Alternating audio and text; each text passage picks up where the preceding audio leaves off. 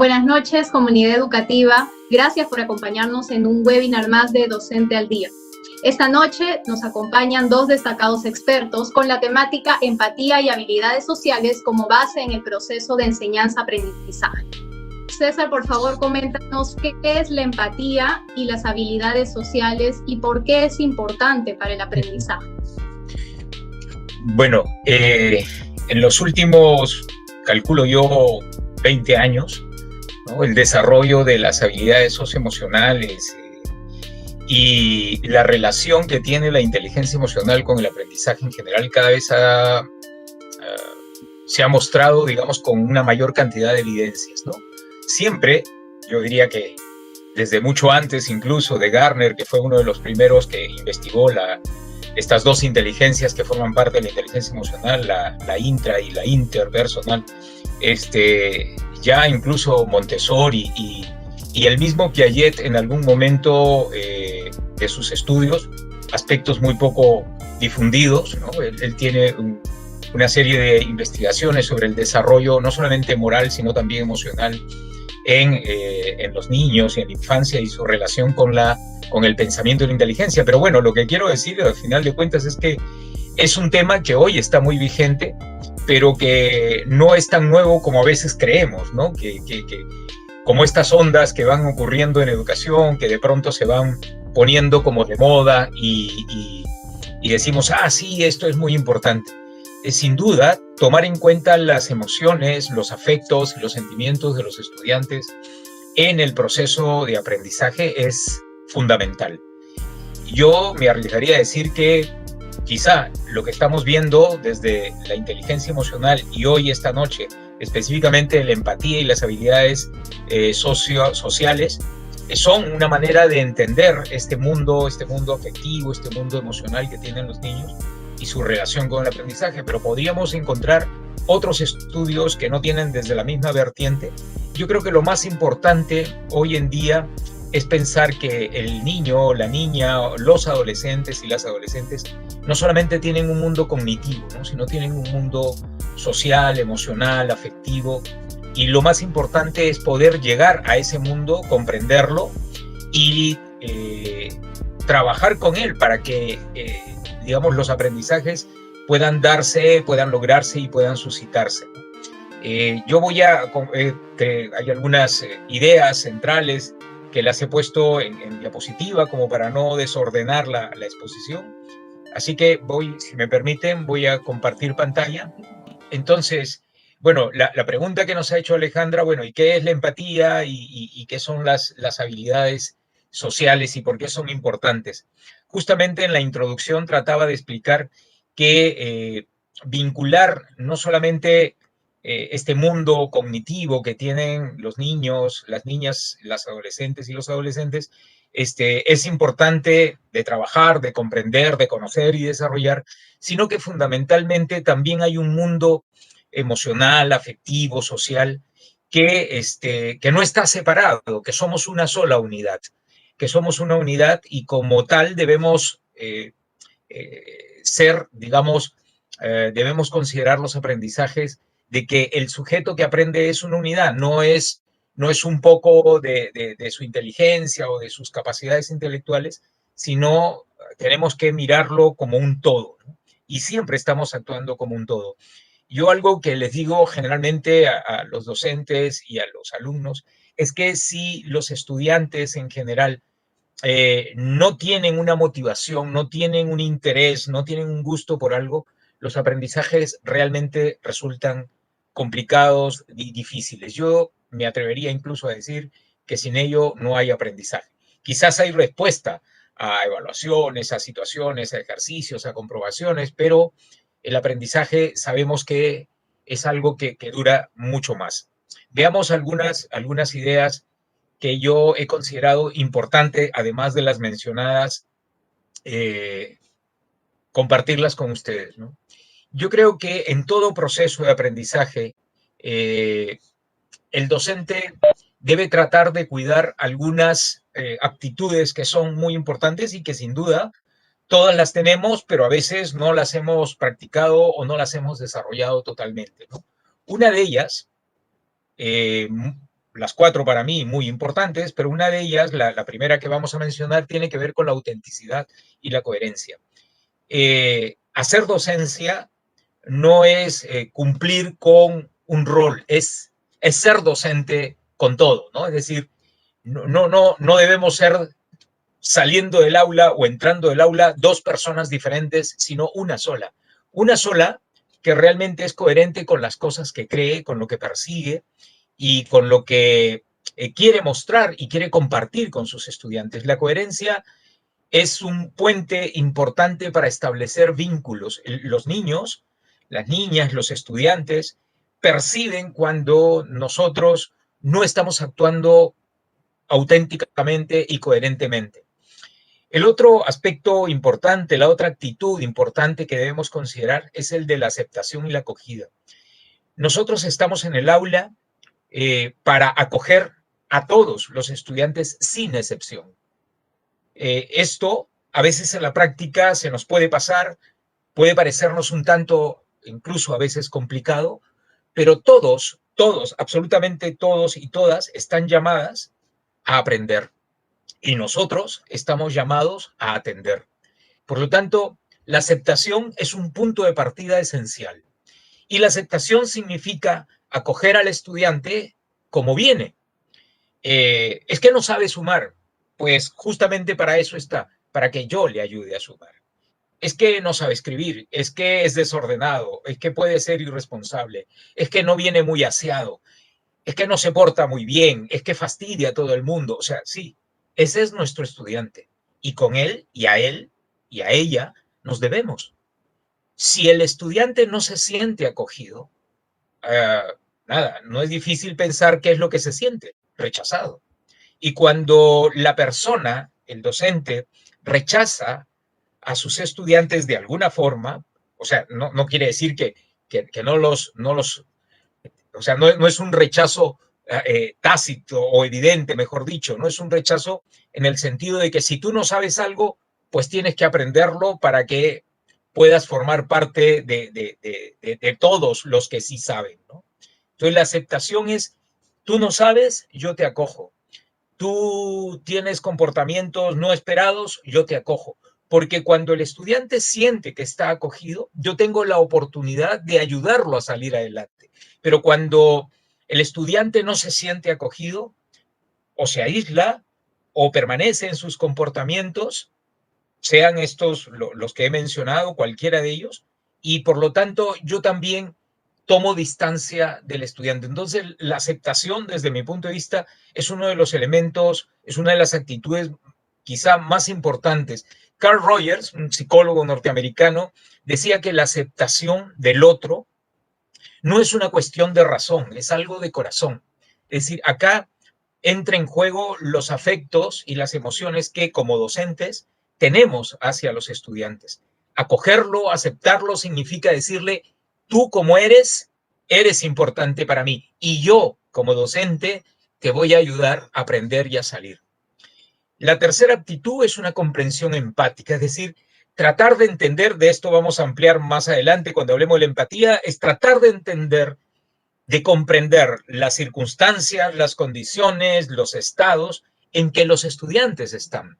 Y esto nos da idea del contexto, nos da idea de la situación. Mucho hablamos también del aprendizaje situado, pero el aprendizaje situado no solamente hay que pensar en las condiciones en las que este ocurre, sino también hay que pensar en las condiciones en que el estudiante está. Hoy, por ejemplo, con el tema de un escenario virtual, es, digamos, mucho más importante quizá porque no tenemos al alcance evidencias, tratar de comprender cuáles pueden ser los condicionantes que están a su alrededor. No solamente materiales, también afectivos y familiares, sociales, ¿no? La comprensión empática es una actitud que debemos conservar siempre para poder entender con quién estamos, en dónde estamos y en qué condiciones estamos. Y la cuarta actitud importantísima para trabajar, digamos, todas estas competencias socioemocionales o la inteligencia emocional es el respeto incondicional. O sea, no puede haber un estudiante que no sea bien tratado y que nosotros no lo consideremos respetuosamente. Esto es de base también. Bueno, ustedes habrán escuchado que a las 4 actitudes digo que es muy importante, es que en realidad las 4 forman parte de un todo y deben actuar en un todo. Ser coherente, ser auténtico, acoger a nuestros estudiantes, aceptarlos como vienen, como punto de partida para ayudarlos a crecer, desarrollar una comprensión que nos permita entender su mundo, comprender sus condiciones y mostrarle un respeto permanente, permanente, ¿no? Respetar significa ayudarlo a valorarse también él mismo, ¿no? Entonces, bueno, dicho esto, será la empatía, ¿no? La empatía, entonces, eh, vamos, podemos encontrar una serie de definiciones en la literatura. Hoy diría, la empatía como que se ha puesto muy de moda, ¿no? Todo el mundo habla de empatía en distintos escenarios, pero la empatía tiene un propósito fundamental y el propósito fundamental de la empatía es la ayuda del otro. Es como generar la posibilidad de ayudarlo a salir adelante, de ayudarlo a salir adelante en sus cuestiones personales, de ayudarlo a salir adelante en sus asuntos académicos, en sus asuntos sociales, emocionales, afectivos, familiares, pero para ayudarlo a salir adelante necesitamos una comprensión profunda de lo que nuestros estudiantes, nuestras estudiantes sienten y van sintiendo. No es exactamente, como se suele decir, sentir como el otro, porque es imposible lograr sentir lo que el otro siente.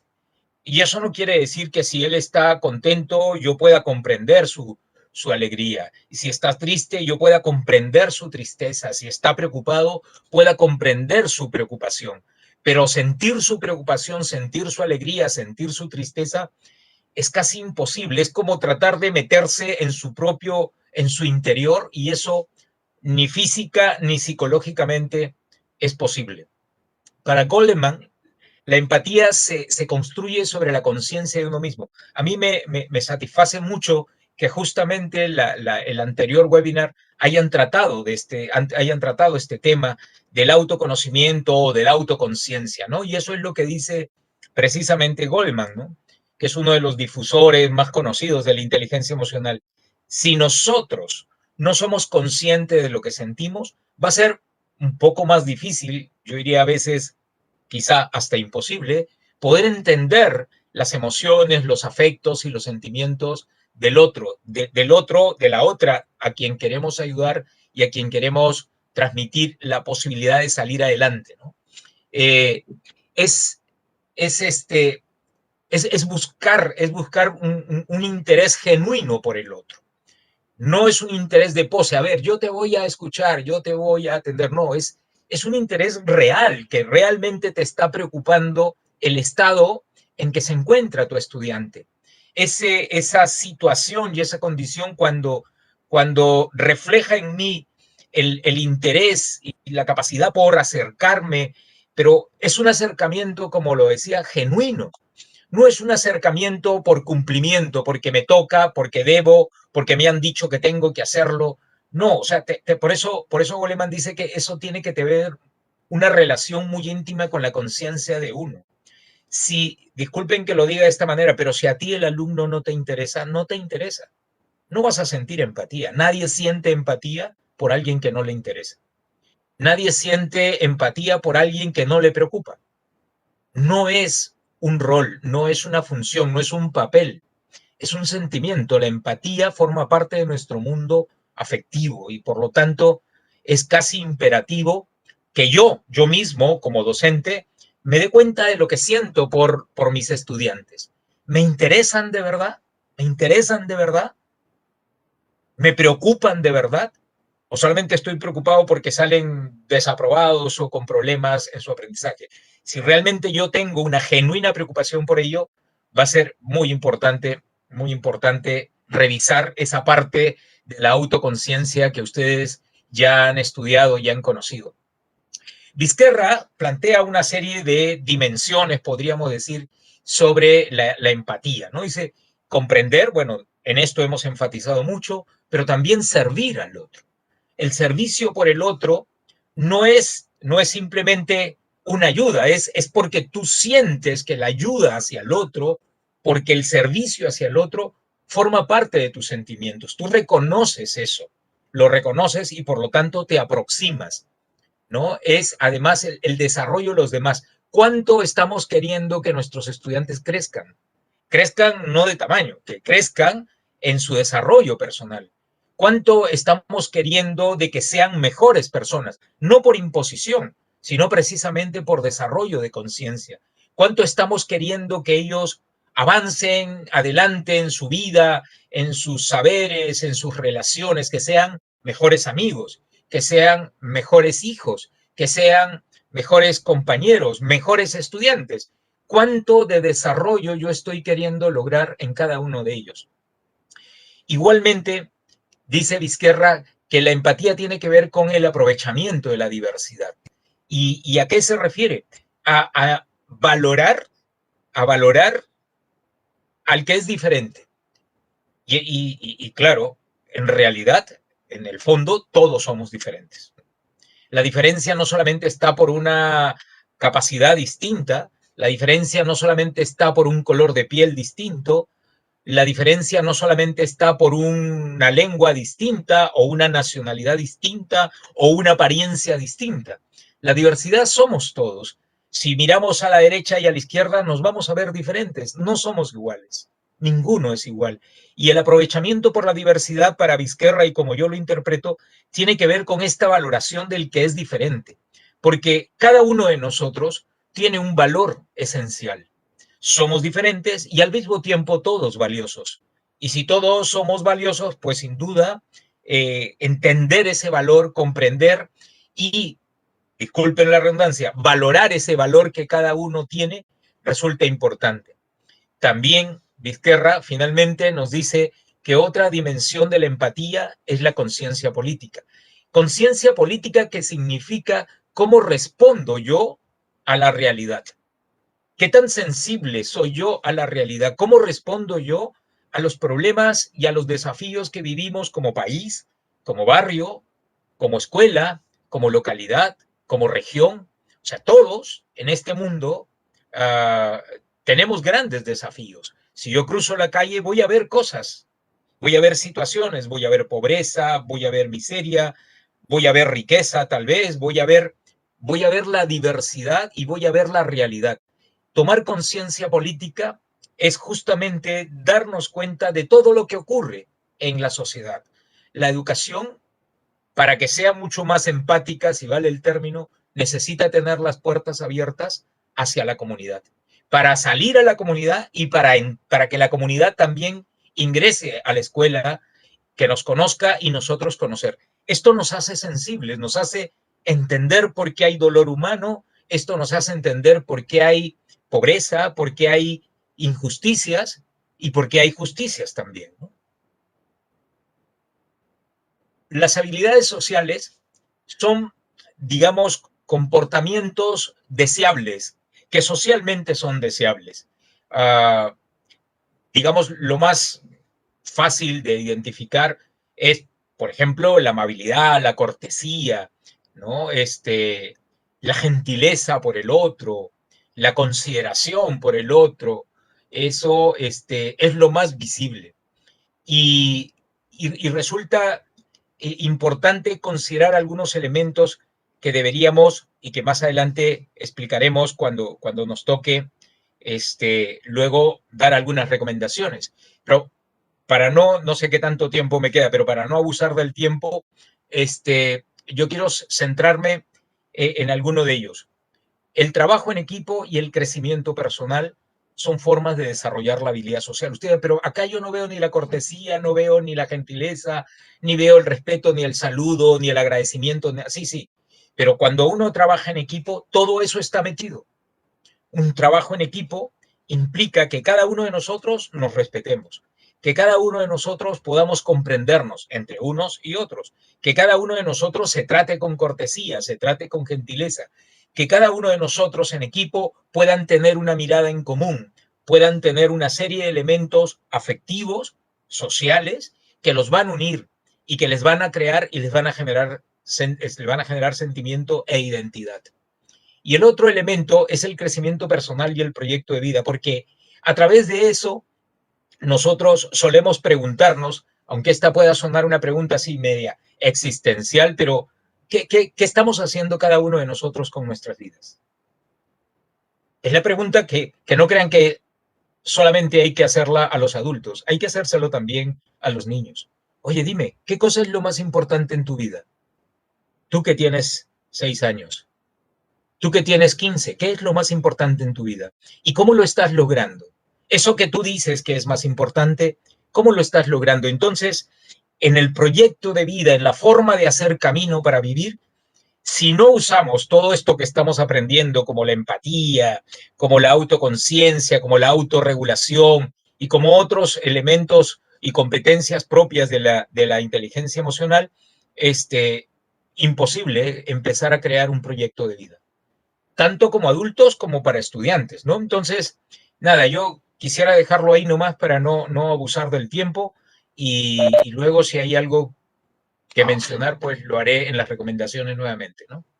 Gracias, Alejandro. ¿Cómo es que se puede desarrollar esta empatía, estas habilidades sociales, sobre todo en este contexto que estamos ahora de emergencia sanitaria debido al COVID-19? Perfecto, Alejandra. Yo quisiera partir reafirmando dos cosas que ha dicho César. Lo primero, la importancia de las emociones en el aprendizaje de las y los estudiantes, pero en esta coyuntura de la crisis sanitaria, también la posibilidad de que a través de este vínculo afectivo y generando emociones como la alegría, la calma en nuestros estudiantes, puedan ser también soporte emocional, ¿no? Y lo segundo que me gustaría reafirmar de lo que dijo César, que me encantó, se es docente con todo. O sea, uno no es docente desde la tecnología pedagógica que maneja, sino uno es docente desde su propia humanidad y con toda su humanidad. Y es a partir de ello que vamos a responder la pregunta. Si me permiten compartir la pantalla, por favor. Sí, ya estoy compartiendo. ¿Avisan si se ve? Entonces, ¿cómo se desarrolla la empatía y las habilidades sociales en un contexto además de educación remota en la que nos encontramos? Hay algo que creo que César ha puntualizado mucho, que es el tema de las relaciones entre docentes y estudiantes y docentes. Lo que quiero decir es que la empatía no se trabaja a partir de técnicas, no se trabaja a partir de exposiciones y sermones a nuestros estudiantes que tienen que ser empáticos. La empatía se trabaja desde la relación misma que existe en todo momento con nuestros estudiantes. Y hay algo más. La empatía no es algo que se construye, o sea, no es algo externo hacia que nosotros vamos a incorporar en nuestros estudiantes, sino la empatía es algo que se despierta, porque los seres humanos somos seres emocionales. Ahora estoy pensando en lo que proponía Humberto Maturana, que hace un par de días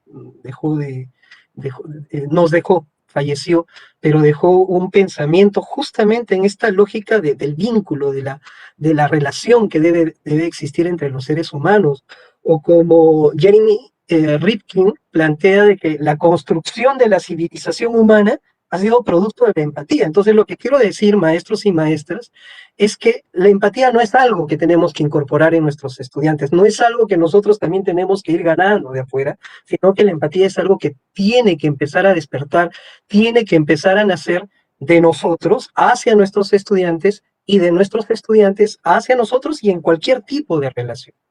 Ahora, ¿cómo hacer que surja esta empatía? Desde las relaciones dignificantes. Aquí quiero proponer un tema que sí me parece importante en la relación con nuestros estudiantes. Si nosotros, como maestros, como maestras, consideramos a nuestros estudiantes como objetos de trabajo, ¿no?, como objetos educativos, pues difícilmente vamos a poder tener una relación dignificante hacia nuestros estudiantes. Pero si nosotros los consideramos como personas, ¿sí? Como personas que tienen experiencias, que tienen sentimientos, que tienen emociones, que tienen aspiraciones, como lo que nos planteaba César, entonces el vínculo es distinto, es un vínculo empático. Es cierto, nosotros no vamos a poder echarnos a la parte subjetiva de los estudiantes para conocer lo que sienten, lo que piensan, eso es imposible. Pero lo que sí nosotros podemos hacer es reconocerlos en su humanidad, reconocerlos en su experiencia, es dignificarlos. Si nosotros pensamos que no importa, es niño, o sea, no está viviendo intensamente esta situación de pandemia. Si tenemos ese pensamiento, entonces difícilmente va a haber ese diálogo, esa relación cercana, horizontal, que nos permita desarrollar la empatía en nuestros estudiantes. Pero aquí otro punto que me parece importante.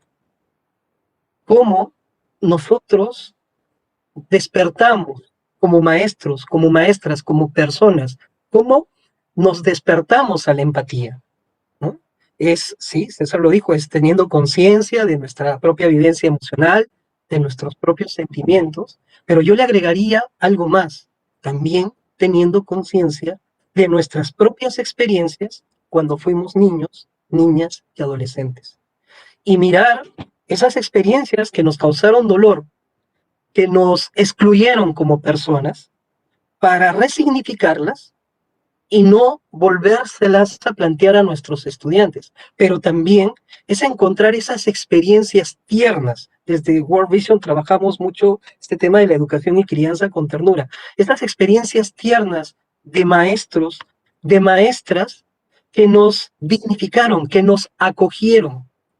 Y desde esa lógica poder también entregar esa experiencia a nuestros propios estudiantes.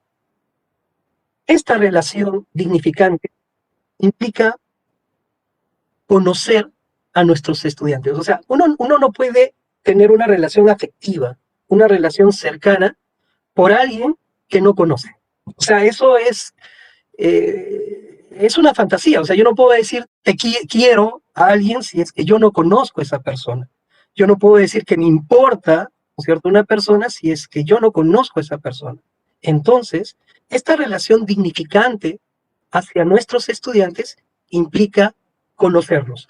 ¿Cuánto conocemos en este momento de la vida que están teniendo nuestros estudiantes en las condiciones para aprender, en las condiciones familiares que están teniendo, en las relaciones que están teniendo con sus propios cuidadores, con su propia familia? ¿Cuánto conocemos de ellos? ¿Cuánto conocemos de sus intereses, de sus procesos de aprendizaje, desde sus formas de aprendizaje, desde sus intereses de aprendizaje? Creo que si nos acercamos más al estudiante como persona, ¿no?, y lo dejamos ver como productor cognitivo, productor de tareas solamente, y más bien nos centramos en esa dimensión, en esa parte sensible, humana que tienen nuestros estudiantes, vamos a poder establecer esta relación que dignifica. Y es en esta relación que dignifica donde se van a desarrollar las habilidades socioemocionales, porque les vamos a permitir a nuestros estudiantes que también conecten con nosotros, que también nos reconozcan como personas, no como adultos acabados, porque a veces queremos dar esa imagen de adultos acabados y totalmente, digamos, perfectos en lo que hacemos.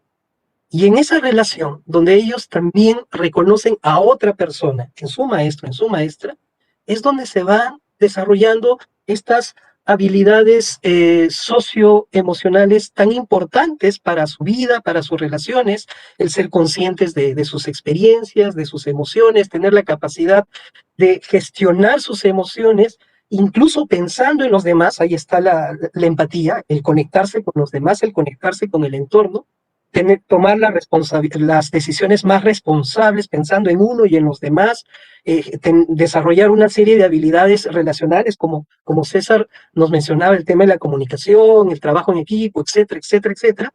pero también este tema, que lo mencionó, lo puso en una dimensión política que es la conciencia social, es decir, qué está pasando en su entorno y cómo ellos pueden ser agentes también de cambio en esta realidad.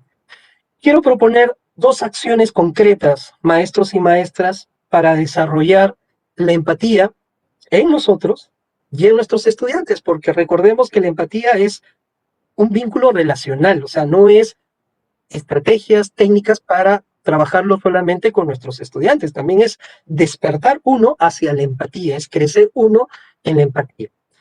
Una primera acción muy concreta que me gustaría plantearles es que ustedes puedan tener toda la información posible de sus estudiantes. O sea, y es clave en este momento, en qué situación están, cómo están viviendo, qué condiciones tienen para el aprendizaje, cómo está la relación con su familia.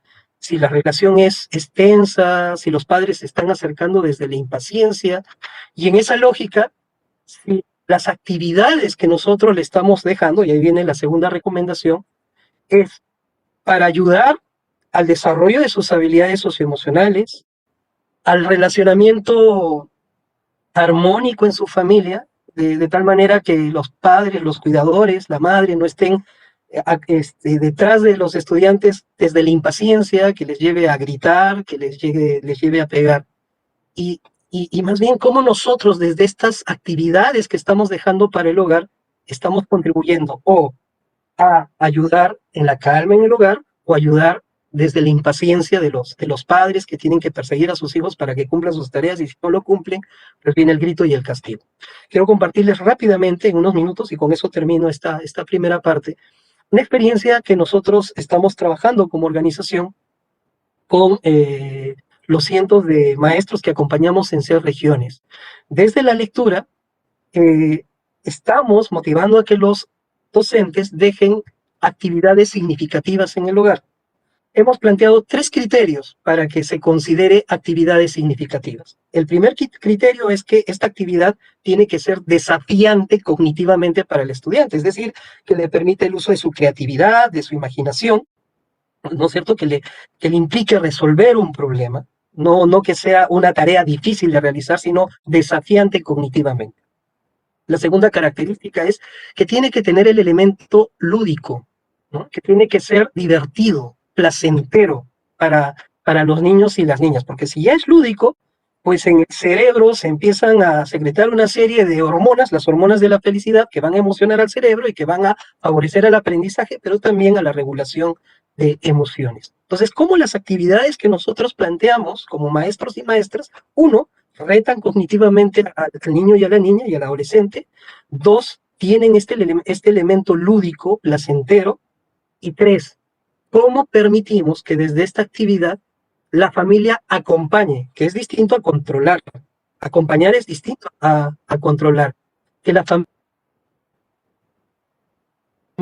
¿no?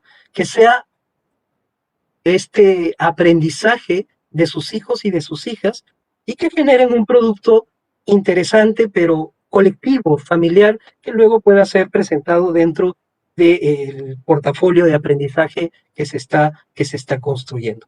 Nosotros lo estamos haciendo desde la lectura digital, con una serie de actividades, desde hacer máscaras, hacer artes plásticas, música, tener construcciones con la familia. Es posible, lo estamos viviendo con cientos de familias en estas experiencias, ayudando al desarrollo de las habilidades socioemocionales y también la empatía dentro de la familia. Eso, por ahora, muchas gracias. Muchas gracias, Daniel. Entonces, nos va quedando también bastante claro, tanto desde el primer bloque como ahora en el segundo bloque, lo importante que es trabajar como en un primer nivel el tema de autoconciencia de uno mismo, la autorregulación, y a partir de este autoconciencia de uno mismo es que nosotros también vamos a poder tener una conciencia del otro, ¿no? A través de la empatía, también haciendo uso de nuestras habilidades sociales. Y ahora justamente es importante resaltar, porque veo también por los comentarios que van surgiendo, porque cuando ahora hay mucho el uso del chat, ¿no? Del WhatsApp, por ejemplo, y muchas veces si es que uno no coloca frases como por favor, gracias, es difícil porque no hay el tono de voz, no hay los gestos que uno pueda observar para poder identificar que efectivamente hay cortesía, hay amabilidad. Tal vez eso nos está complicando un poco en este contexto de emergencia sanitaria, de educación a distancia. Entonces, incluso con palabras tan sencillas como eso, podemos empezar también a generar cierta comunicación asertiva, mejorar nuestras habilidades sociales, poder identificar cómo es que el otro también se está sintiendo, porque no podemos escuchar lo que nos está diciendo, no podemos leer sus expresiones, su lenguaje no verbal, ¿no? Eso por un lado. Veo también que ha calado mucho esta frase de ser docente desde su propia humanidad y con toda su humanidad, ¿no? Los docentes nos están compartiendo, es una frase que ha gustado mucho, que ha calado, y creo que es importante resaltarla también. Tenemos muy buenos comentarios, agradecen la ponencia. Efraín Wilfredo nos comenta, por ejemplo, maestros y maestras, una alegría estar participando sobre la temática de la empatía. Y vamos a ir ahora a un tercer bloque. Entonces, a partir de lo que ya hemos conversado, ¿cuáles son las estrategias que podrían compartirnos con nosotros, con la comunidad educativa que nos acompaña esta noche, para poder fomentar tanto la empatía como las habilidades sociales en este proceso de enseñanza-aprendizaje, ¿no? Iniciamos, por favor, tu respuesta. Vamos primero con César. Gracias, Alejandra. Antes de responder, resulta bien interesante cómo los temas se van complementando, ¿no? Y eso enriquece mucho este espacio que estamos consiguiendo. Uno de los aspectos bien importantes es si realmente nos estamos reconociendo todos como personas. Y lo mencionó hace un momento también Daniel. Porque de ahí parte todo, ¿no? O sea, si quien está al frente mío no me interesa, no me resulta valioso como persona, nada va a funcionar. Se los digo, coincido plenamente con lo que también se mencionó en el bloque anterior, ¿no? Con Daniel. No son técnicas las que tenemos que aprender.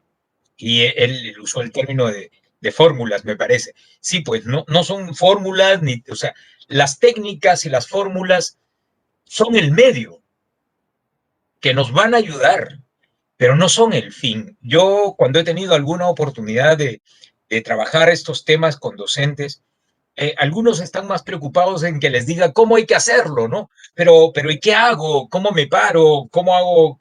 ¿Qué le digo? ¿Qué dinámica puedo aprender? ¿Qué estrategia? ¿Qué película le voy a pasar? ¿Qué material voy a usar? O sea, no digo que eso no sea importante, pero ese no es el fin. El fin no es usar una técnica, el fin no es usar un material. El fin es valorar con quién estás. Y quienes están con nosotros son nuestros estudiantes. Si ellos resultan valiosos como personas, no como productores de logros o de aprendizajes únicamente, sino si ellos no resultan valiosos como personas, en realidad estamos cumpliendo con muchas cosas, pero no estaremos logrando lo que en esencia la educación quiere, y es formar humanamente a las personas. Entonces, si no hay esa formación humana en la persona, que no está dada por el aprendizaje formal de determinadas áreas curriculares, sino está dada por un todo, por el vínculo, por la comprensión, por la entrega, por la valoración del otro y de lo que hace, claro, naturalmente, por lo que hace, por lo que produce, pero no es lo que produce y lo que hace lo más valioso de él, es todo su ser.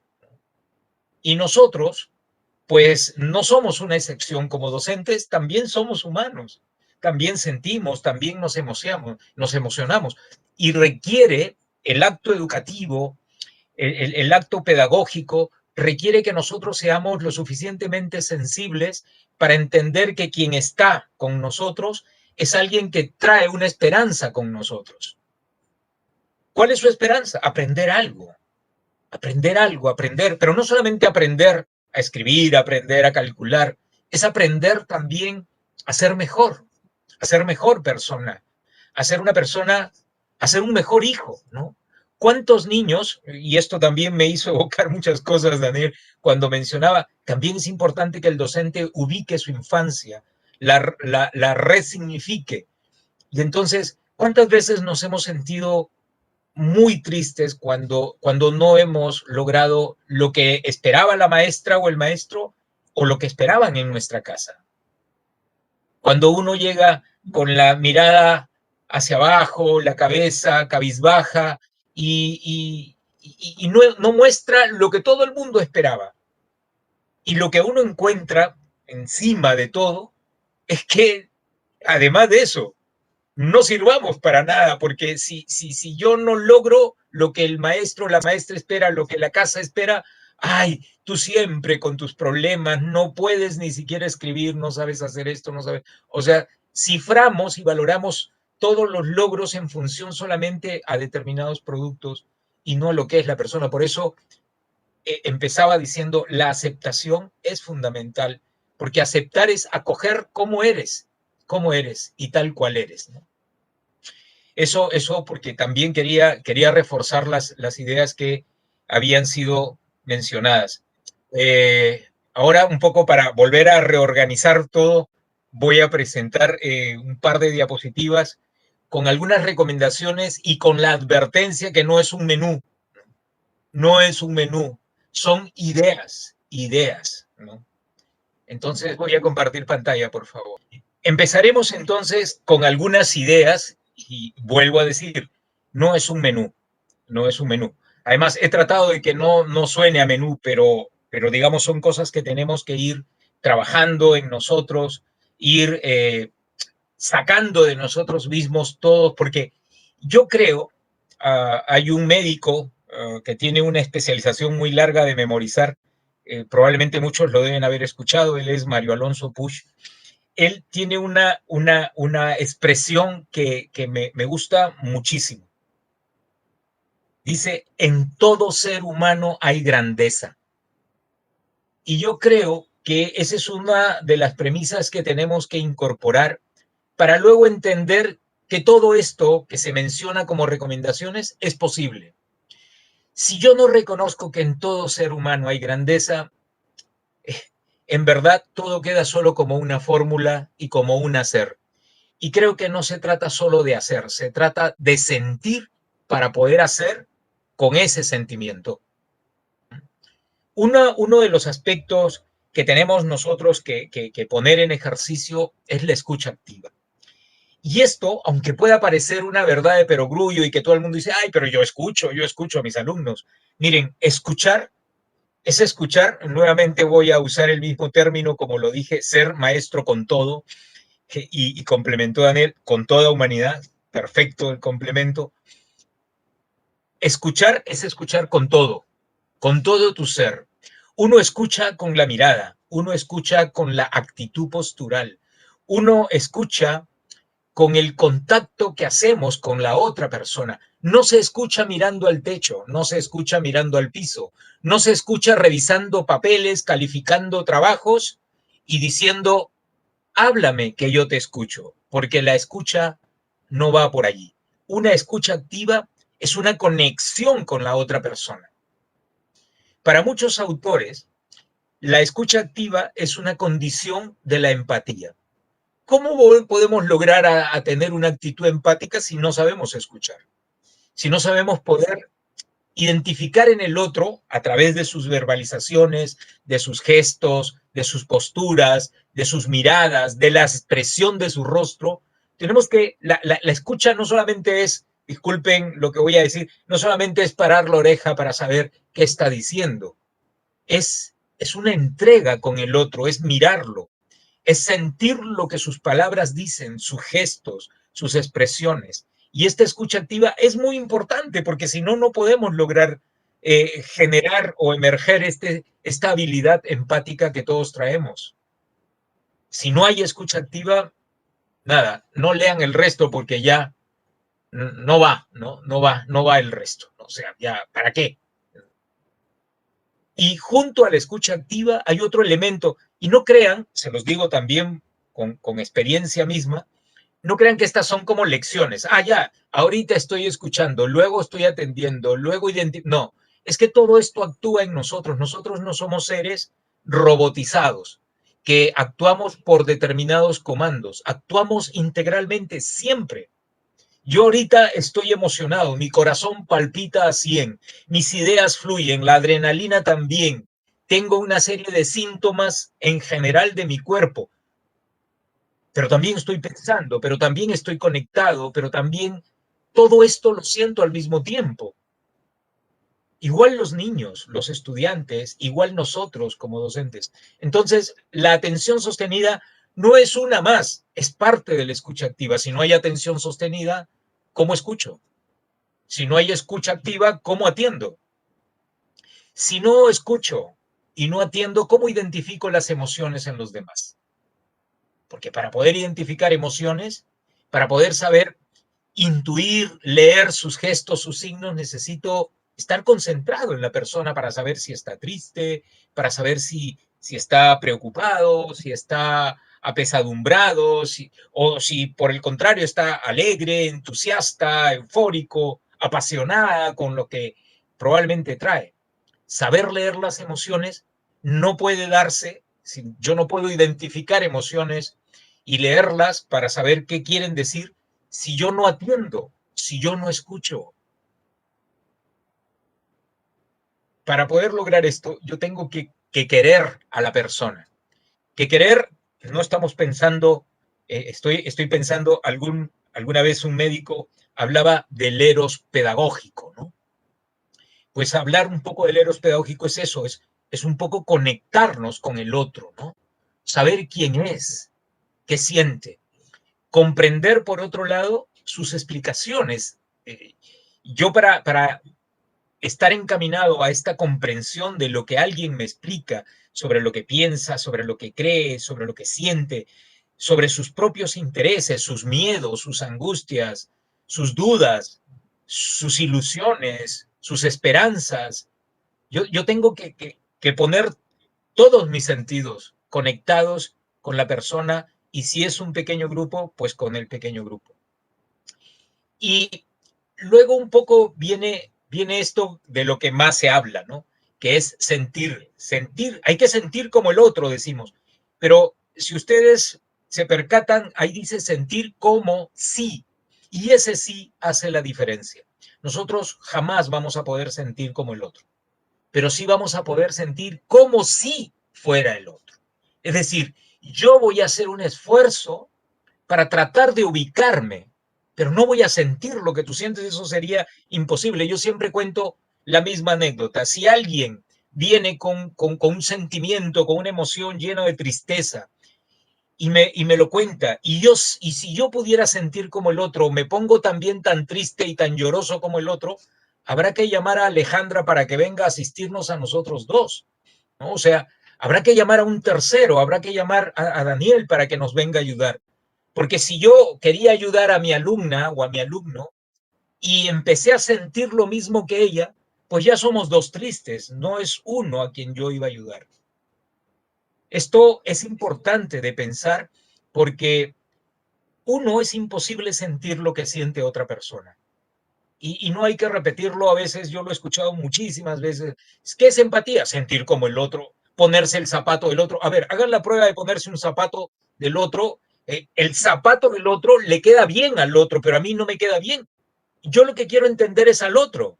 Pero si el otro está cómodo con su zapato, ¿para qué me lo quiero poner? Es una metáfora absurda también. Ponte en los zapatos del otro, ya. Ok, yo calzo 41 y tú calzas 38. Si tú te pones mis zapatos, te van a quedar inmensos. Pero a mí me quedan perfectos, porque es mi talla. Entonces, ¿qué cosa es lo que gano yo poniéndome los zapatos del otro? Yo creo que nada. Para mí es una metáfora que no tiene sentido. Sentir como si fuera el otro es tratar de colocarnos en situación, tratar de colocarnos en las condiciones que la otra persona puede haber sentido. Y algo que ayuda mucho, y que seguramente muchos de ustedes como maestras y maestros lo hacen, es jugar con roles, ¿no? Porque ayuda a comprender no logra uno sentir totalmente lo que siente el otro, pero ayuda a comprender racionalmente que si jugamos, para decir algo, a la familia y a ver quién hace el rol de mamá, de papá, de hijo, de abuelita o de tío o de cuidador, pues en ese juego de roles yo dejo el mío, que soy alumno, y ahora hago el rol de cuidador o hago el rol de tío o de padrino, de sobrino, de lo que sea.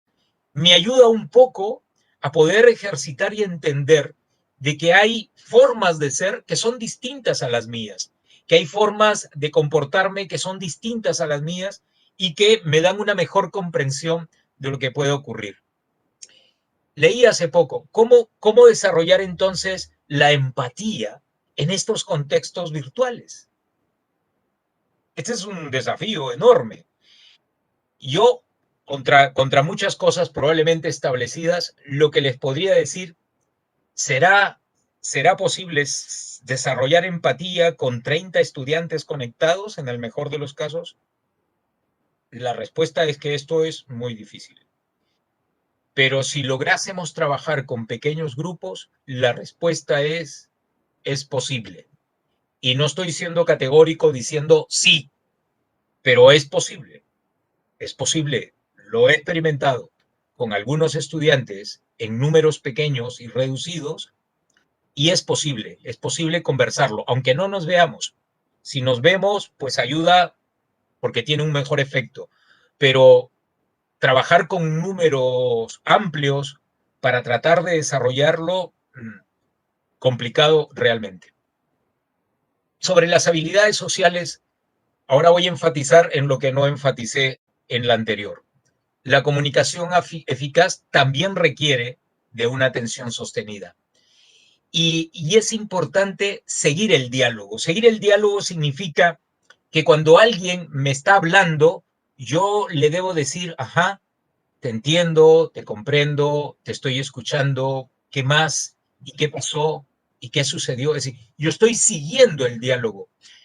Hay estudios que demuestran que cuando uno está, que también se da en algunas recomendaciones, cuando uno está en silencio total y solo escucha, ese no es el mejor escuchante. Hay investigaciones de encuesta y dice, ¿cuándo te sientes más escuchado?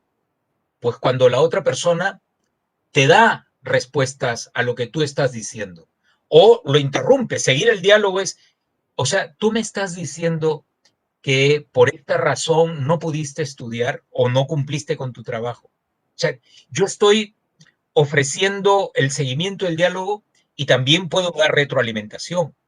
Me parece importante lo que me estás diciendo, me parece valioso lo que me estás diciendo. Yo creo que tendrías que pensarlo nuevamente para que tomes una decisión. ¿Y qué has pensado hacer? Preguntar. ¿Y cuál es la solución que tú le vas a dar a lo que me estás contando? ¿Qué has pensado hacer? ¿Cómo te vas a amistar con tu amiga, con tu amigo? ¿Qué piensas decirle a la maestra o al maestro de lo que sucedió? Es decir, seguir el diálogo, retroalimentar y preguntar son estrategias que, claro, demandan una ejercitación, pero que ya nos está diciendo que no es solamente estar callado, entre comillas, para escuchar, sino que la escucha significa poder acompañar todo el proceso de lo que la otra persona está tratando de relatar o de comentar. Reflejar lo que dice el mensaje, ¿no? Eso un poco ya lo puse como ejemplo. Si la persona dice, me siento demasiado triste, ya no tengo deseos de nada, ya no quiero hacer nada, quiero dejar el colegio. Y entonces yo le reflejo, tú me estás diciendo que ya no quieres estudiar, tú me estás diciendo que prefieres dejar el colegio, tú me estás diciendo que ya no te interesa estudiar en la escuela. Es decir, tenemos que ir reflejando lo que el mensaje va transmitiendo en las distintas etapas o momentos de este diálogo que podemos tener cuando desarrollamos una comunicación con los demás, ¿no? Y sobre el trabajo en equipo algo había adelantado, ¿no? ¿Qué implica? Implica flexibilidad de pensamiento. Lo importante es el equipo, no soy yo. Las figuras y las individualidades no juegan en el trabajo en equipo. Flexibilidad de pensamiento, considerar que hay pensamientos que son distintos a los nuestros, diferentes a los nuestros. Y esto también vale, dicho sea de paso, todo esto para ustedes como maestras y maestros, ¿no? Se dice, y esto es una investigación que ocurrió hace ya bastante tiempo atrás. Bueno, yo soy un poco viejo, así que a veces me acuerdo de cosas antiguas, de que uno de los principales problemas que existían en las instituciones educativas era las relaciones interpersonales entre colegas. Ese era el principal problema. No tanto con los padres de familia. Puede ser que hoy estas configuraciones han cambiado, bueno, ahora han cambiado mucho más con la pandemia, pero esto que estoy tratando de recomendar juega también para nosotros como maestros y maestras que trabajamos y que hoy el trabajo en equipo es mucho más valorado, no solamente por las condiciones que vivimos, sino por lo que entra en juego, ¿no? Por lo que entra en juego. Flexibilidad de pensamiento, aceptar que el pensamiento no es uniforme, que el pensamiento es diverso y distinto. Proactividad, tener iniciativa, pero no para brillar, no se trata de brillar, tener iniciativa desde una perspectiva del bien común, del equipo, del beneficio para los demás, ser asertivo, digo lo que siento sin herir y sin dañar. Y esta es otra cosa muy común, lo he escuchado muchísimas veces. Yo soy muy asertivo, digo lo que siento, me parece una estupidez lo que has dicho. Eso no es ser asertivo, eso es dañar a la persona. La asertividad no va a la persona, la asertividad dice lo que uno siente, pero no daña a los demás. Me siento triste al escuchar esto, me siento alegre, me siento conflictuado, me siento entusiasmado, me siento alegre por lo que se está diciendo, por lo que se está haciendo, pero no voy a decir, ay, qué lindo que fulano de tal o que fulana de tal ha hecho tal cosa y por eso me siento alegre. No, porque entonces ahí no estás siendo asertivo, tú estás alabando como también puedes estar dañando a la otra persona. Abierto a la crítica. Esto es muy difícil porque no somos, en general y en educación menos, no hemos desarrollado habilidades para escuchar las cosas que no nos gustan escuchar. A nadie le gusta escuchar que le dicen que se equivocó, que hizo mal, etc., etc. Pero tenemos que aprender que nosotros, en general, no somos perfectos, que tenemos errores, que podemos equivocarnos. Qué bueno que alguien me diga, ¿sabes qué, César? Te has equivocado, lo que dijiste estaba errado. Ok, lo revisaré, lo volveré a pensar, pero si digo, no, yo no estoy equivocado, yo creo que tú has leído mal, yo creo que tú me escuchaste mal, yo creo que tú me entendiste mal. Es que esa actitud defensiva no nos conduce absolutamente a nada. Hay que escuchar, hay que pensar, hay que revisar y hay que rectificar si tenemos que rectificar. Compromiso con los propósitos del equipo. Si somos equipo y estamos juntos para sacar adelante algo, tenemos que tener un compromiso con esos propósitos. Creer en los demás. Esto es crucial cuando hablamos de empatía y además de habilidades sociales. Si yo no creo en alguien, ya todo se deshace. Hay que creer, yo creo. Yo a mis alumnos le digo, a ver, ¿por qué no entregaste un trabajo? Y me dicen lo que sea. Y yo le digo, ya, muy bien, te creo. Pero otros dicen, pero es que te están engañando. Bueno, sí, seguramente. Pero yo no controlo el engaño de los demás. Yo creo en los demás. Si alguien me engaña, ¿quién es el que está haciendo mal? ¿El que cree o el que engaña? Pues obviamente el que engaña. Entonces, el que tiene que pensar lo que hace, el que tiene que rectificar lo que hace, es el que tiene una intención de engañar al otro. No el que cree es la buena persona, es la persona que queremos, es la persona en la que además quisiéramos todos que nos creyesen, que nuestra palabra sea importante. Creer en los demás es darle valor también a las personas. Y sobre el proyecto de vida, para terminar, había ya mencionado, decía, ¿en qué crees y por qué? Es que ese es el eje de un proyecto de vida, desde los más pequeñitos hasta los más grandes como nosotros que somos educadores. ¿En qué crees y por qué? ¿Vives en lo que crees? ¿Has armado la ruta para lograr eso en lo que tú crees? Eso es importante porque ese es el proyecto de vida. El proyecto de vida no es, oye, tienes que pensar en tal cosa, tienes que pensar en tal otra, tienes que orientar tus decisiones. No, el proyecto de vida es, oye, dime tú en qué crees, qué es lo más valioso en tu vida, Cuando a los padres de familia le preguntamos, dígame, señor y señora, ¿qué es lo más valioso en su vida? Ah, el amor a mis hijos. Pues muy bien. ¿Y cómo lo vive? ¿Y qué tan presente está el amor hacia sus hijos en todos sus actos? ¿O es que a veces se le olvida? Cuando a un estudiante le preguntas, ¿qué es lo más valioso en tu vida? Puede decir cualquier cosa, pero hay que aceptarla, porque eso para él es lo más valioso. No, lo más valioso para mí es que, no sé, me compren tal cosa, me regalen tal otra. Ok, ¿y eso es lo que va a orientar tu vida? Bueno, eso lo logras de acá a un año y se acabó. ¿Y luego qué más sigue de tu vida? ¿Tu vida hasta dónde va? ¿Tu vida va solamente hasta conseguir el regalo que quieres, la ropa que quieres, el placer que quieres? ¿O hasta dónde va tu vida?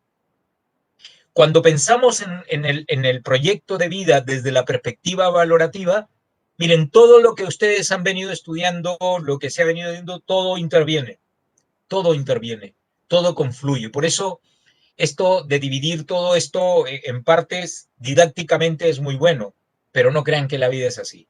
La vida es una sola cosa. Vivimos, sentimos y todo eso.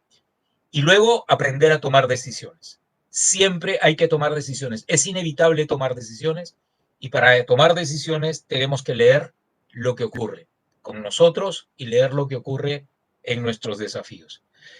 Bueno, ya, yo creo que he abusado del tiempo. Gracias, Alejandra. Yo lo dejo ahí y seguramente quizá hayan preguntas luego, ¿no?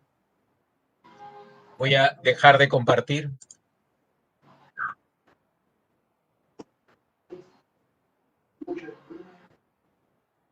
Gracias, César. Qué potente, qué interesante todo lo que nos has compartido. Creo que de esas recomendaciones que tú has mencionado, hay muchas preguntas que podemos empezar a hacernos como docentes, como directivos, como padre de familia, como colega, en cada uno de los roles que tenemos también nosotros como personas, ¿no? Ahora vamos a continuar con Daniel Yepes. Él nos va a poder responder también esta misma pregunta, ¿no? ¿Qué estrategias prácticas se puede desarrollar para fomentar justamente la empatía, las habilidades sociales en este proceso de enseñanza-aprendizaje? Por favor, Daniel. Perfecto, Alejandra, muchas gracias. En la misma línea que César, sin ánimos de dar un recetario, ¿no?, para decir esto se hace y esto no, quiero compartir algunas reflexiones. A partir de esto que creo que lo hemos reiterado, encontrarnos con la humanidad de nuestros estudiantes, pero desde nuestra propia humanidad. Es decir, cómo ayudamos al despertar de la empatía y al desarrollo de las habilidades socioemocionales de nuestros estudiantes desde nuestra propia humanidad a la humanidad de ellos. Entonces, voy a compartir, si me permite, ¿no? A ver si ya se puede ver.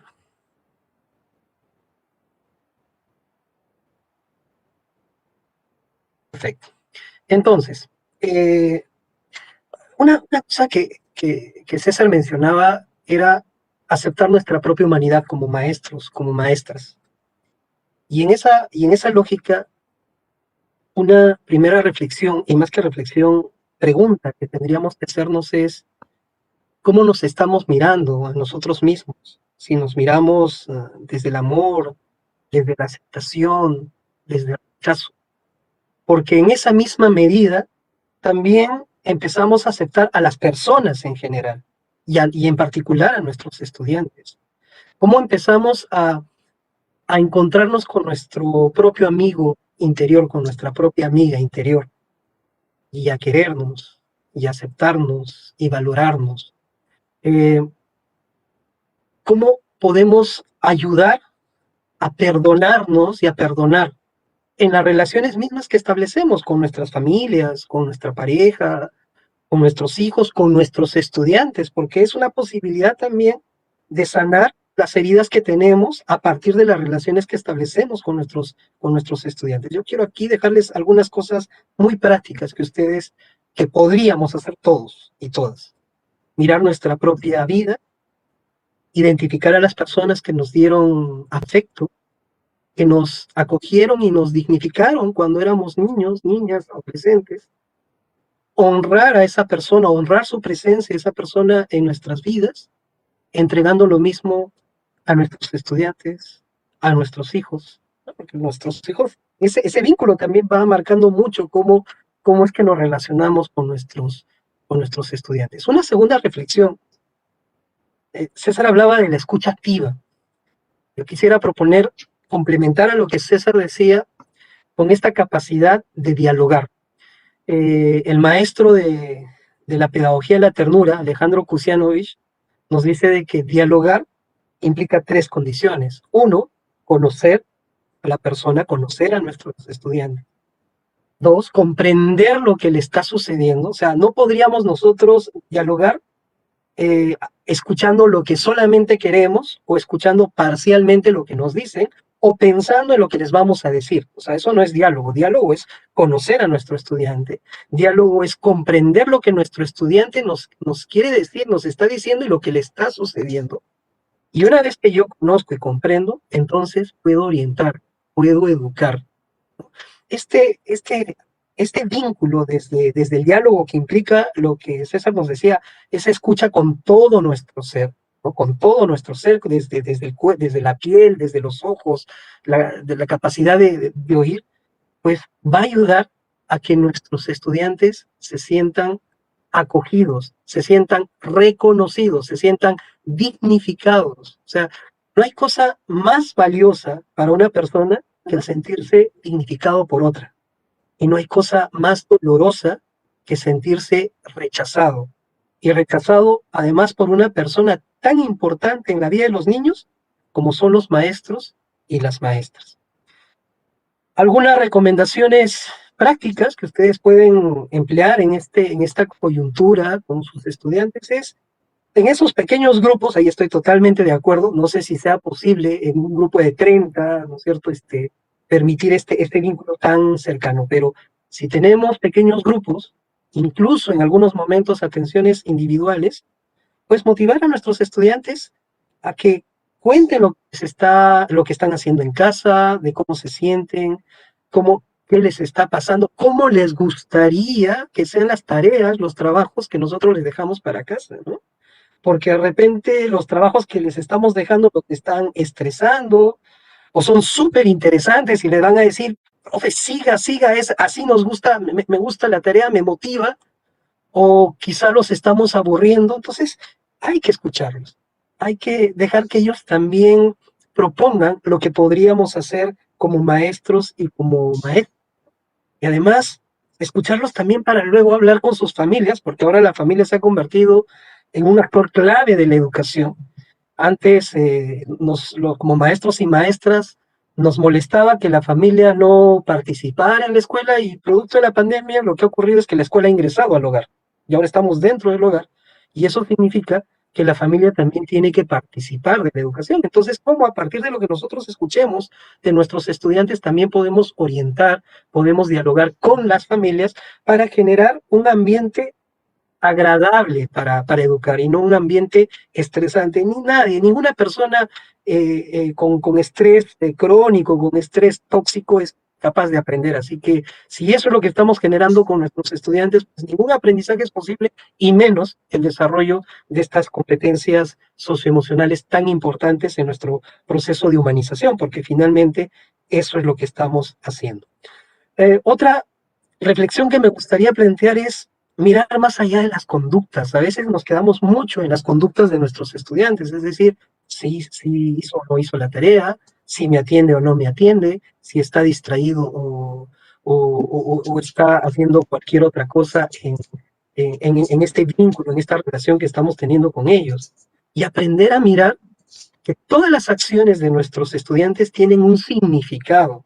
Es decir, no lo hacen por malcriados, no lo hacen por desinteresados, sino hay un significado más allá en su comportamiento, en sus acciones. Entonces, como una recomendación muy práctica es, antes de juzgar, antes de sancionar, de llamar la atención, conectémonos con lo que le está sucediendo a nuestros estudiantes, lo que les está molestando, lo que les está incomodando. Preguntemos, ¿qué es lo que sucede? Demos ese espacio de confianza que César también nos habló de creer, pero ese ese espacio de decir, mira, aquí estoy yo para escucharte, no para juzgarte, ¿no? Y si yo aprendo a escucharte, volvemos a la escucha activa, a esta capacidad de dialogar, entonces puedo orientarte, puedo apoyarte, puedo acompañarte educativamente. Dos ideas finales. Acompañar a nuestros estudiantes, ¿no?, en este proceso, en la coyuntura que estamos actualmente, no es solamente para que desarrollen competencias que nos piden en el currículo, para presentarles las 5 experiencias de aprendizaje que nos han pedido para este año en las acciones pedagógicas, ¿no? También es para acompañarlos en el desarrollo de estas habilidades socioemocionales, de esta capacidad de empatía. O sea, tendríamos que ser muy conscientes que en las actividades y en la relación que nosotros establecemos con nuestros alumnos y alumnas, no solamente miremos si desarrolló la comprensión de textos, por ejemplo, ¿no? Estoy hablando de la competencia lingüística, sino si mi estudiante es capaz de mirar su propia experiencia, si es capaz de conectarse con la realidad social, si es capaz de asumir responsabilidades frente al maestro y la clase en general, o sea, mirar sus habilidades socioemocionales.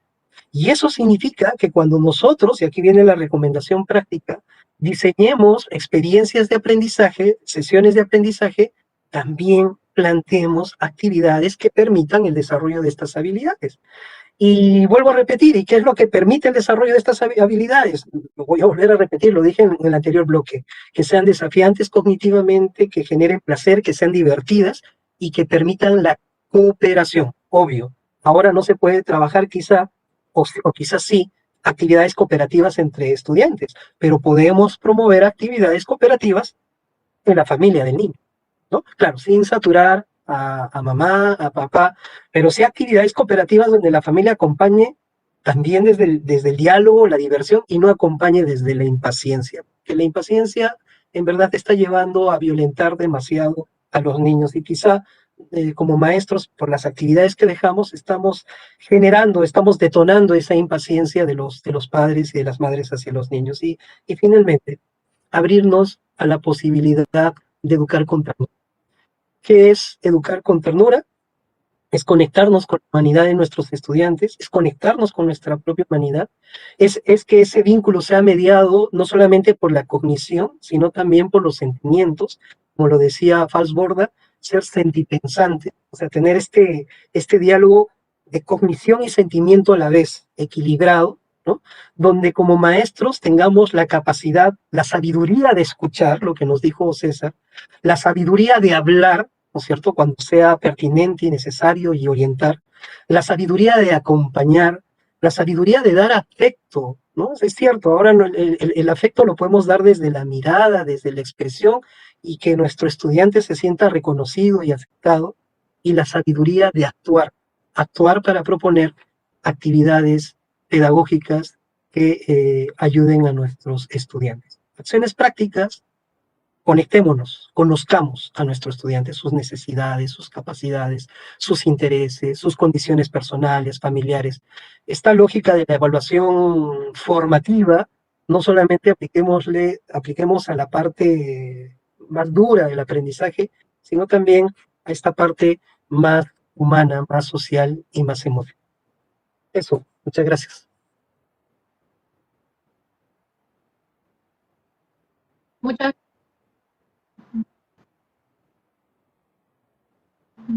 Muchas gracias, Daniel. Vamos a ingresar a nuestro último bloque, el bloque de preguntas. Como estamos un poco cortos de tiempo, quiero invitar a todos los participantes en Aprendo en Casa. Pueden ingresar al buzón de consultas, pueden también hacer las consultas que tengan de los distintos webinars a través de la página de Aprendo en Casa. Vamos a resolver en este momento solo 2 preguntas, una para César, otra para Daniel. La primera pregunta para César, por favor. La consulta es, ¿cómo se puede brindar, cómo el docente podría brindar soporte socioemocional, apoyo en este sentido a los padres de familia? ¿Cómo es que el docente podría colaborar también, hemos conversado sobre la empatía, sobre las habilidades sociales del docente hacia el estudiante, pero cómo eso también puede fortalecer el docente con los padres de familia, César. Bueno, miren, en realidad no hay mucho que inventar, ¿no?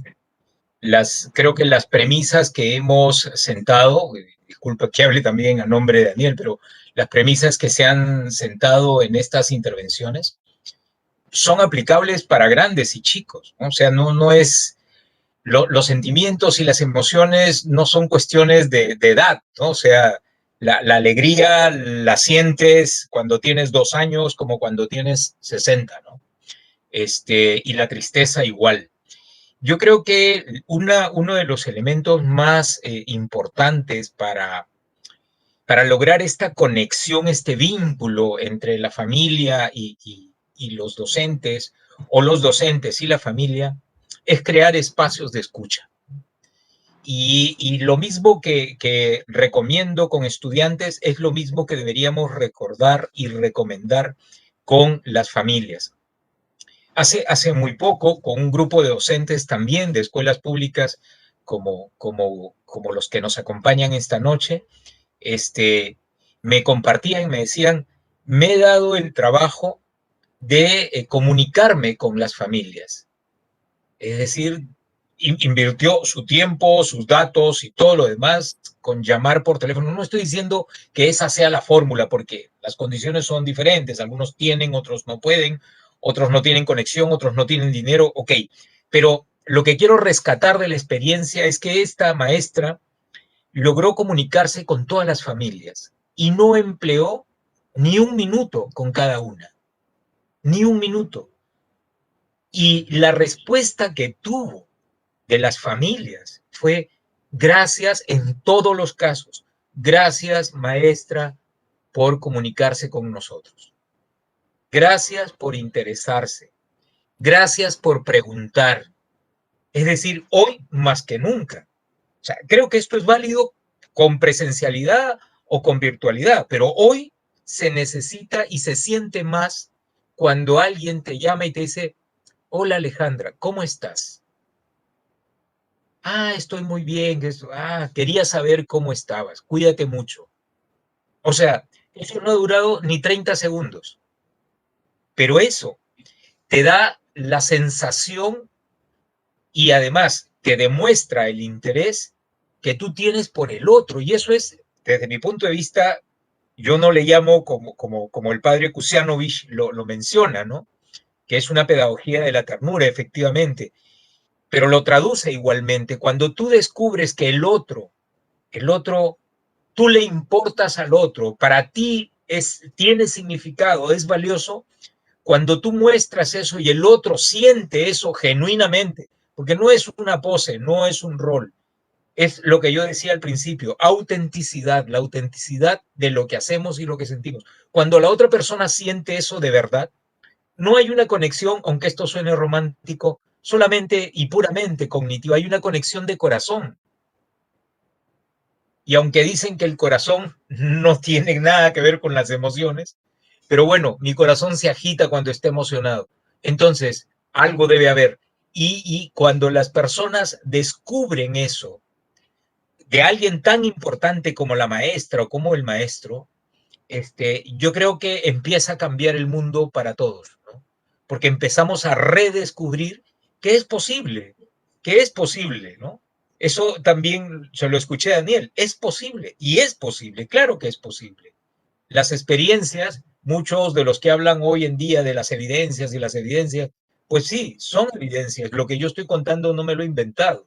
Son evidencias, no estarán escritas, no estarán registradas, no estarán publicadas en un paper y estarán validadas, pero las experiencias de vida que las maestras y los maestros van sintiendo día a día son válidas y son importantes. Entonces, para cerrar, creo que lo que necesitamos es establecer estos espacios de vinculación y de conexión con las familias, para escucharlos, para preguntar, no para tomar cuentas, no para decirle, oiga, ¿por qué su hijo no me entregó? ¿Por qué me apagó la pantalla? ¿Por qué no entró? ¿No mandó? Es que eso no conduce a nada. ¿no? Eso es pedir cuentas. Y lo que esperan las familias hoy es que tú te intereses por ellos y obviamente por los niños y por los adolescentes que son nuestros estudiantes. Genuino interés. Yo diría que esa es la clave. Genuino interés. Gracias. Muchas gracias, César. En realidad, sí, creo que en el momento en el que estamos actualmente, las familias agradecen y se dan cuenta cuando se les pregunta cómo están, cómo se sienten, cómo están por casa. El tema del COVID no solamente afecta lo físico, sino también lo emocional, ¿no? Y nos hemos dado cuenta a lo largo de toda esta pandemia. Vamos a ingresar una segunda pregunta. Por favor, Daniel.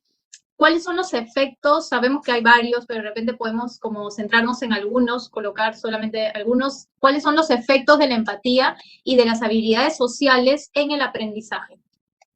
Bien, bueno, primero decir qué maravilla escuchar las reflexiones de César, lo que está planteando, en verdad me maravilla mucho, César, y gracias por ello. Si se da este vínculo de la empatía de los maestros hacia los estudiantes, lo que va a surgir es confianza para aprender. O sea, un factor importante en el aprendizaje es la confianza, es el hecho de que el estudiante se sienta segura de lo que está haciendo, está bien, y si se necesita mejorar, va a tener un maestro, va a tener una maestra que va a orientar, no que va a calificar o descalificar, sino que va a retroalimentar, ¿no es cierto? Y va a tener esa tranquilidad y esa confianza. Entonces se genera un ambiente adecuado para el aprendizaje. El resultado, el aprendizaje es mejor. Desde las propias habilidades socioemocionales de los niños, niñas, adolescentes, desde su propia empatía, lo que va a generar es un estado de tranquilidad, de serenidad, de alegría, ¿no es cierto? Que, lo dije en algún momento, eso va a producir un cerebro emocionado, ¿no? Un cerebro dispuesto al aprendizaje. Lo que quiero decir es que este vínculo de empatía, este vínculo afectivo, es el simiente, es el colchón desde donde debería construirse todos los aprendizajes que buscamos. En cambio, si ese colchón es, ese simiente es la atención, es la calificación, la descalificación, es el rendir cuentas, lo que decía César, pues no va a garantizar o no va a generar el aprendizaje que como maestros y maestras esperamos de nuestros estudiantes. Pero lo más importante son aprendizajes como personas, como seres humanos, que tienen que ver con las habilidades socioemocionales.